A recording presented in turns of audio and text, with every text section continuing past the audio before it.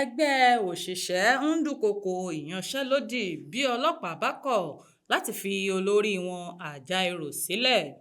Àwọn alákòóso ẹgbẹ́ òṣìṣẹ́ lórílẹ̀‐èdè Nàìjíríà NLC ti fẹ̀sùn kan ìjọba àpapọ̀ wípé ó ń dúnkòokò mọ́ àwọn olórí wọn nípa ìbanilórúkọjẹ́ àti pé àwọn yóò gùnlé ìyanṣẹ́lódì bí iléeṣẹ́ ọlọ́pàá bá ti alága àwọn Joe Ajaero mọ́lé.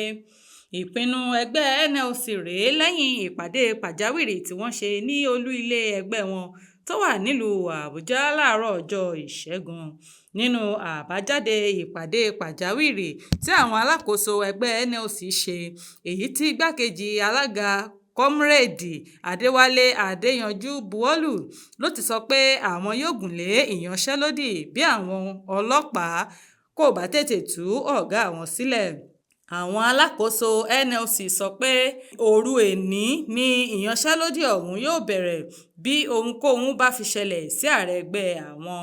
Bí ẹ kò bá gbàgbé, ọjọ́ Ajé tó kọjá yìí ni iléeṣẹ́ ọlọ́pàá Nàìjíríà fi ìwé pe Joe Ajaero láti wá sọ tẹnu rẹ̀ lórí ẹ̀sùn ṣíṣagbátẹrù àwọn agbésùnmọ̀mí, ìgbìmọ̀ ọ̀tẹ̀ àti àwọn ìwà ọ̀daràn mìíràn. Nígbà tí wọ́n sọ̀rọ̀ nínú àbájáde ọ̀hún, NLC ní ìwé ìpè tí wọ́n fi ránṣẹ́ pe alága wọn ní ọwọ́ òṣèlú nínú pẹ̀lú àwọn ẹ̀sùn tí wọ́n fi kàn án.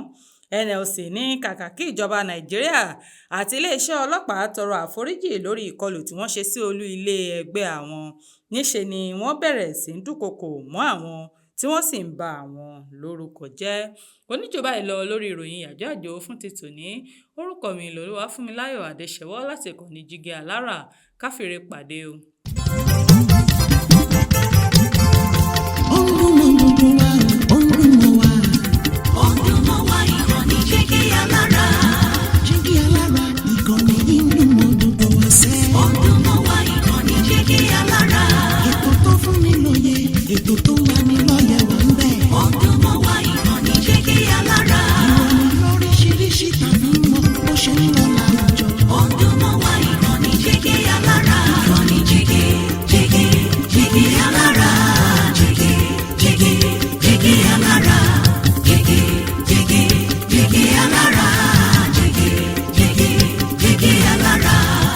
Ìkànnì Jígí Alára 24, bàbá gbogbo.